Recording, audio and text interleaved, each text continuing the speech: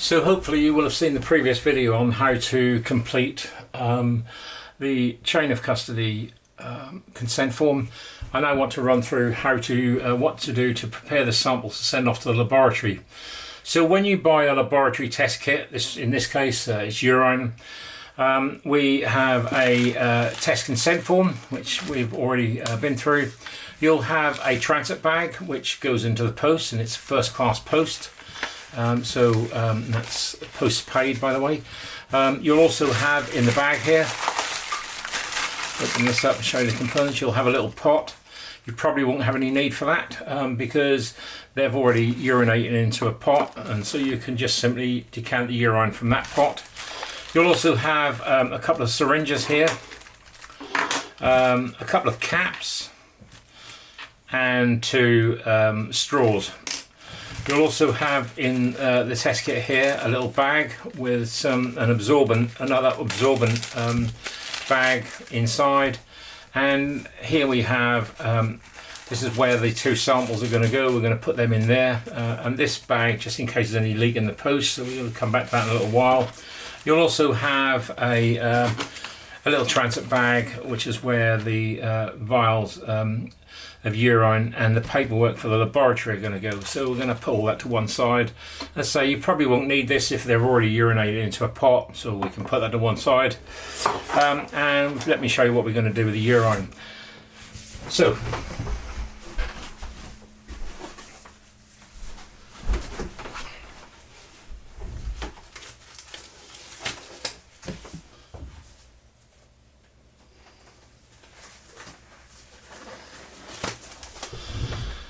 the donor has urinated into the cup, and we have a non-negative result, and so we're now going to unscrew the lid.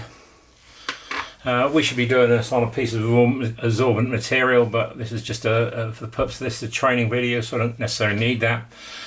So to prepare each of the syringes, and if they've filled the pot up to at least the minimum fill volume, there'll be enough urine in to send off to the laboratory. So one at a time, I'm going to do this. I'm going to take the little top off the yellow cap. I'm going to just push one of the straws onto that. I'm now going to put this into the pot, and I'm going to syringe the urine up into the vial itself. You only need probably to go just over halfway with that. So that's now, I've now took that up to number 4 on the syringe. That'll be plenty for the laboratory to test for. Just a little tip, when you've done that, if you tip this upside down and just unscrew that slightly, any urine that's left in the little tube there will now drain into the pot. So I can now take that off, and I can put a little cap on the end there. Before you do that, just make sure you pull the syringe all the way to the end. So just pull that down, put the little cap on there. Once that's on there securely, I can now break the little handle off. The urine is now in there and it's secure. I'm now going to repeat the process with this one here. So take the little cap off, put the little straw onto the end. Once again, I'm going to syringe up the urine out of the pot. Once again, syringe up to about number 4. Turn that upside down now.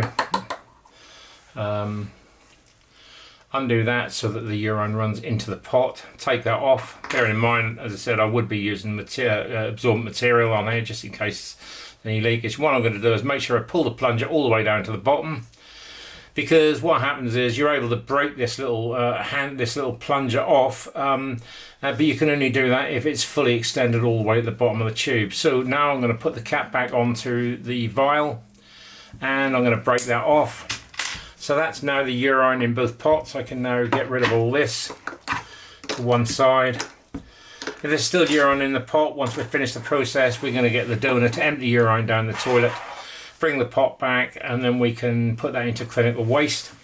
So we now come back to our signed and completed consent form, which, as I said, we went through on the previous video. And what we're interested in here is the 2 tamper-prevent seals that have been initialed and dated by the donor. So I'm going to pull these off one at a time off the form. Just be careful with these. You don't want to get any rips or tears in the labels at all. So I'm going to put this one over the top. So That's the letter B on the top there. With the barcode on, and I'll come back to that in a little while. I'll tell you what number, what that number represents. But bearing in mind, you would have had this signed and dated by the employee there, so just make sure that's firmly on there. When the laboratory get hold of this, there shouldn't be any rips or tears in that white label going over the top, and if there is, chain of custody has been broken and they won't be able to test the sample. So put that to one side, and now repeat the process with the one that has the letter A on.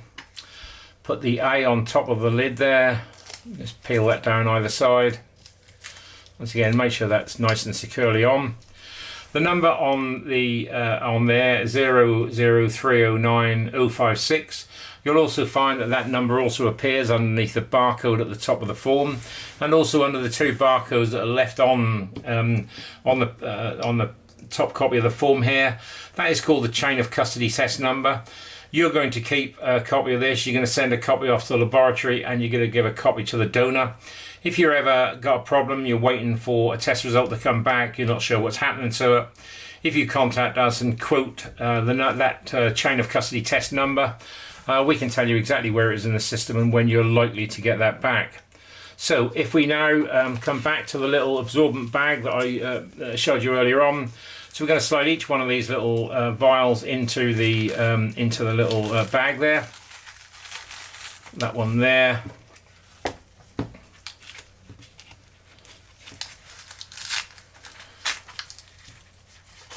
And that one there. They are a nice snug fit, but just be careful you don't rip the little labels as you put them in. Now we come to the form. It tells you here the top copy, return to lab, so we're going to send that off to the lab now. So I'm going to fold that, take that off.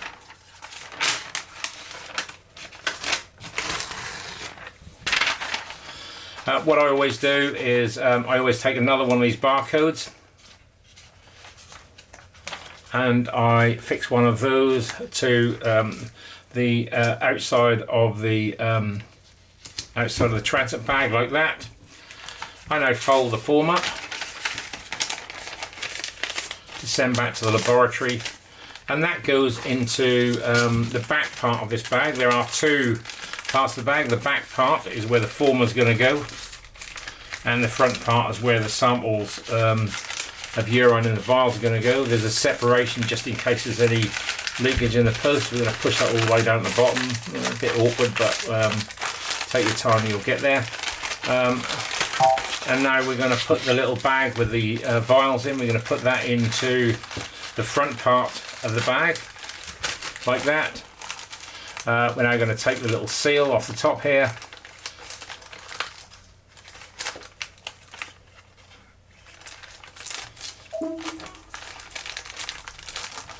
And we're going to seal that down like that.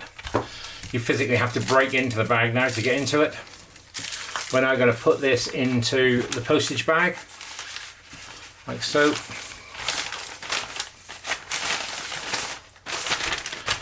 Take the seal off here, seal that down.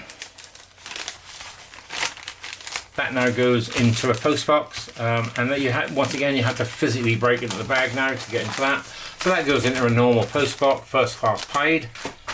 The yellow copy is the employer's copy, so that's going to now be stapled to your initial test consent form when you've done your first line indicative test. So that gets stapled to that and sent to HR. And the pink copy underneath is the employee's copy. They might ask you if they can get their own sample tested, and if they want to do that, they just contact the Claritest lab. They tell them that they want their own sample tested. The lab will then organise getting the sample sent to the laboratory of the employee's choice. I normally say to employees it will cost you normally between £180 to £120 to get your own sample tested, but they're entitled to do that should they wish, and they're entitled to have a copy of the form there. And so once you've posted that, you should then wait no more than 72 hours. That's upon receipt of the laboratory, and I should point out that the laboratory don't work on weekends, so if it arrives at the laboratory on a Friday afternoon, they're probably not going to start to test it until the Monday. But you should get the result back within 72 hours. And that's how to conduct a urine chain of custody test and send that off to the laboratory.